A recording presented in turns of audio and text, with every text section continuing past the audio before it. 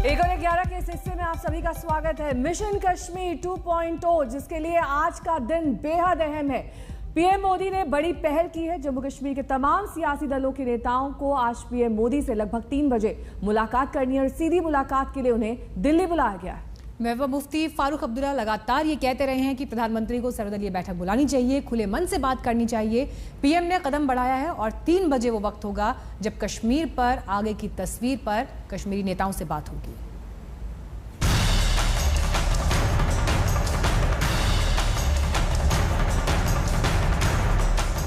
महबूबा मुफ्ती कह रही हैं, बातचीत तो खुले मन से होगी। प्राइम मिनिस्टर से मिलने जा रहे हैं, जो मुल्क के प्राइम मिनिस्टर हैं, नेचुरली पूरे खुले मन से जा रहे हैं। Thank you. रविंद्र रैना कह रहे हैं, खुलकर बात करेंगे, अपनी कहेंगे, सबकी सुनेंगे। माननीय प्रधानमंत्री जी ने खुले मन से और बड़े मन से इस बैठक को बुलाया है। सबको ये अधिकार है कि वो अपने अपने पक्ष की बात रखेंगे, हम भी अपने पक्ष की बात रखेंगे। पैंथर्स पार्टी के भीम सिंह का भी मानना है, बैठक बुलाना सूझबूझ भरा फैसला है। ने जो मीटिंग बुलाई है, एक बड़ा जुट से काम किया है, वेरी बोल्ड डिसीजन। मुझे ये उम्मीद है कि आज प्रधानमंत्री ने बुलाया है 14 लोगों को, अभी बात सुनेंगे और बात सुन के फैसला करेंगे।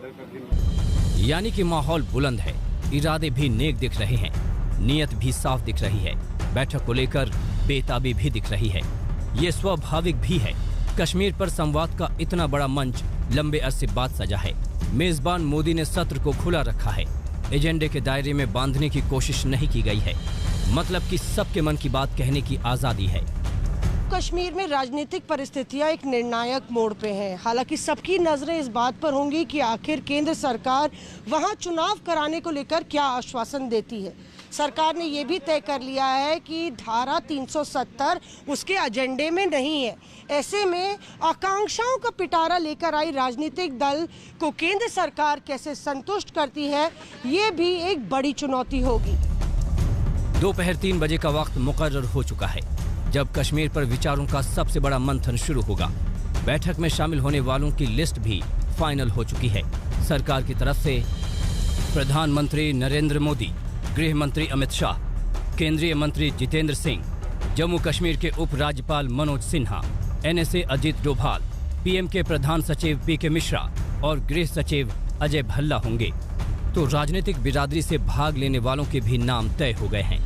बैठक में 4 पूर्व मुख्यमंत्री होंगे, फारूक अब्दुल्ला, उमर अब्दुल्ला, महबूबा मुफ्ती, गुलाम नबी आजाद। बैठक में 4 पूर्व डिप्टी CM भी होंगे। ये हैं ताराचंद, मुजफ्फर हुसैन बेग, निर्मल सिंह, कविंदर गुप्ता और इनके अलावा रविंद्र रैना, अध्यक्ष Jammu and Kashmir BJP, G.A. Mir, अध्यक्ष जम्मू एंड कश्मीर कांग्रेस, मोहम्मद यूसुफ तारिगामी, नेता CPM, भीम सिंह, नेता panthers party, Altaf Bukhari, JNK अपनी पार्टी और पीपल कॉन्फ्रेंस के सज्जाद लोन को भी न्योता गया है। माना जा रहा है कि अनुच्छेद 370 हटने के बाद जिस तरीके से जम्मू कश्मीर में आतंकवाद कम हुआ है और विकास कार्यों में तेजी आई है, उस पर यहां राजनीतिक दलों के साथ सरकार बातचीत करेगी। यानी बैठक में वो तमाम चेहरे मौजूद होंगे जो राजनीतिक मुकाबले में एक दूसरे को निशाना बनाते रहे हैं। फर्क होगा तो मौके और मंच का। कायदे से इस अवसर का फायदा जम्मू कश्मीर को मिलना चाहिए। विकास के ब्लूप्रिंट पर बात आगे बढ़नी चाहिए, लेकिन सियासत रुकती कहाँ है। इस बैठक पर भी सियासत की छाप तो रहेगी ही। अशरफ वानी, दिल्ली, आज तक। तो आज बैठक में शामिल होने वाले अलग अलग दल किस तरह से तैयार हैं, क्या विचार वो आज की बैठक में रखेंगे। पैंथर्स पार्टी के चीफ भीम सिंह से बात की हमारे संवाददाता जितेंद्र बहादुर सिंह ने। पैंथर्स पार्टी के अध्यक्ष भीम सिंह इस वक्त हमारे साथ बातचीत करने के लिए मौजूद हैं। सर, आज का मुख्य एजेंडा जो प्रधानमंत्री के साथ सर्वदलीय बैठक है, उसमें आप लोगों का क्या होगा? नहीं, पहले हमें ये मालूम ही नहीं है, यू बिलीव मी, कि एजेंडा है क्या। लेकिन चूंकि उन्होंने जम्मू कश्मीर के तमाम रिकगनाइज्ड और दूसरे रजिस्टर्ड पार्टीज हैं, सभी को बुलाया है, 14 लोगों को। मैं कहता हूँ ये बहुत बोल्ड डिसीजन था प्राइम मिनिस्टर का, जो बाकी प्रधानमंत्रियों की तरह ये done a wonderful job inviting.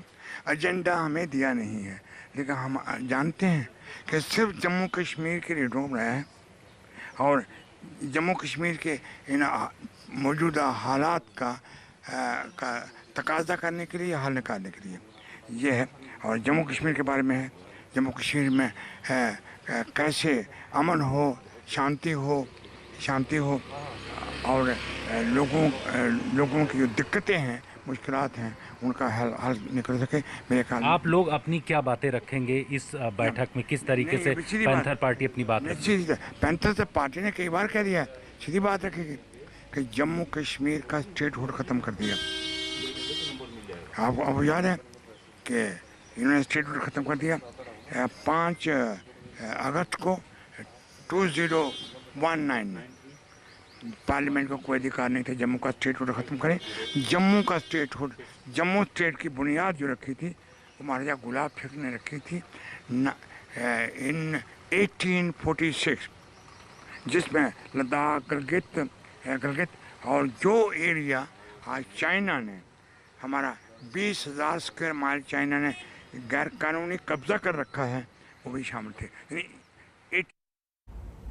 तो भीम सिंह को सुना आपने, यहाँ उनका कहना था कि हमें अभी यही नहीं पता है कि इस मीटिंग का एजेंडा क्या रहने वाला है, लेकिन सबकी निगाहें इस बात पर हैं कि पीएम के साथ बैठक में किन मुद्दों पर बातचीत होती है। आज तक के तमाम संवाददाताओं ने बैठक के एजेंडे के बारे में पड़ताल की। आज तक को मिली एक्सक्लूसिव जानकारी के मुताबिक सरकार का पूरा जोर जम्मू कश्मीर में विकास की रफ्तार बढ़ाने पर होगा, लेकिन महबूबा और गुपकार गठबंधन राज्य को दोबारा दर्जा देने, चुनाव करवाने और अनुच्छेद 370 का मुद्दा उठाने की कोशिश करेंगे। जैसे ही उचित परिस्थिति होगी जरूर जम्मू कश्मीर को पूर्ण राज्य का स्टेटस वापस देंगे। जम्मू कश्मीर को राज्य का दर्जा वापस मिलेगा। जम्मू कश्मीर के लोगों को वादा करना चाहता हूं, निश्चित मिलेगा। आपका विकास जो अटक गया है, ये 3 परिवारों ने जो विकास को रोक कर रखा है, उसको पटरी पर चढ़ाकर जैसे ही उचित परिस्थिति होगी जरूर जम्मू कश्मीर को पूर्ण राज्य का स्टेटस वापस देंगे। इसका पीएम की बैठक में दर्जा वापसी पर मंथन होगा। पूरे देश ने एक ऐतिहासिक फैसला लिया है, एक ऐसी व्यवस्था जिसकी वजह से जम्मू कश्मीर और लद्दाख के हमारे भाई बहन अनेक अधिकारों से वंचित थे, जो उनके विकास में बड़ी बाधा थी, वो हम सबके प्रयासों से अब दूर हो गई है।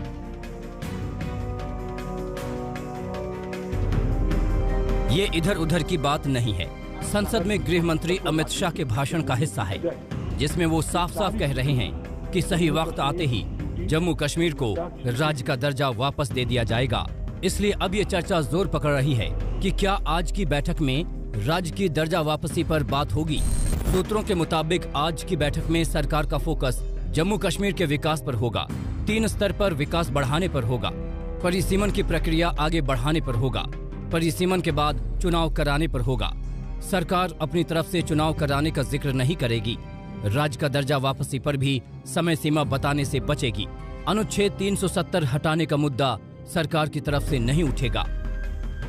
इस बैठक के अंदर सबसे प्रमुख मुद्दा है जम्मू कश्मीर का विकास का एजेंडा, यानी कि पिछले 2 सालों में जिस तरीके से जम्मू कश्मीर में विकास हुए हैं, अब उन विकास कार्यों को और कैसे आगे तेजी से लेके जाया जाए, उसमें सभी राजनीतिक दलों के राजनेताओं की भागीदारी हो और वो जम्मू कश्मीर के विकास में आगे आके मदद करें।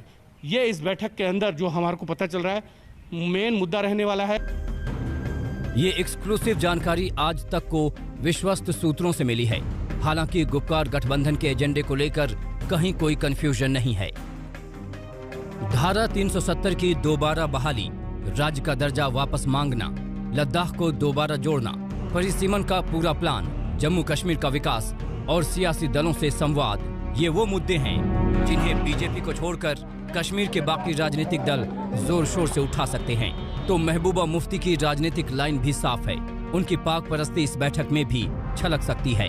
धारा 370 की दोबारा बहाली, पाकिस्तान से बातचीत की पैरवी, अलगाववादी नेताओं की रिहाई, महबूबा मुफ्ती इन मुद्दों को उछालकर इस बैठक का इस्तेमाल भी राजनीतिक रोटियां सेंकने के लिए कर सकती हैं। पाकिस्तान के बिना तो वैसे भी पीडीपी का काम नहीं चलता। चंद रोज पहले ही महबूबा का पाकिस्तान प्रेम सामने आ चुका है। ये दोहा जाके तालिबान से डायलॉग कर रहे हैं, आपने सुना होगा हमारी गवर्नमेंट। तो जम्मू कश्मीर में डायलॉग करे और सबके साथ करे और पाकिस्तान के साथ भी करे। जाहिर है महबूबा मुफ्ती पाकिस्तान वाली डफली फिर बजा सकती हैं, लेकिन मोदी सरकार के पास उन्हें आईना दिखाने के लिए भी बहुत कुछ है। 370 की विदाई के बाद से जम्मू कश्मीर में अमन अंगड़ाई ले रहा है। आतंकी वारदात कम हुई है, पत्थरबाजी की घटनाएं घटी हैं, पंचायत डीडीसी के चुनाव हुए, केंद्र ने कश्मीर का बजट दोगुना किया। लेकिन सवाल है कि जब नियत विकास करने की हो तभी नीति भी कारगर हो पाती है। अगर सियासत की बुनियाद में ही खोट हो तो विकास का सपना कहां दिखता है।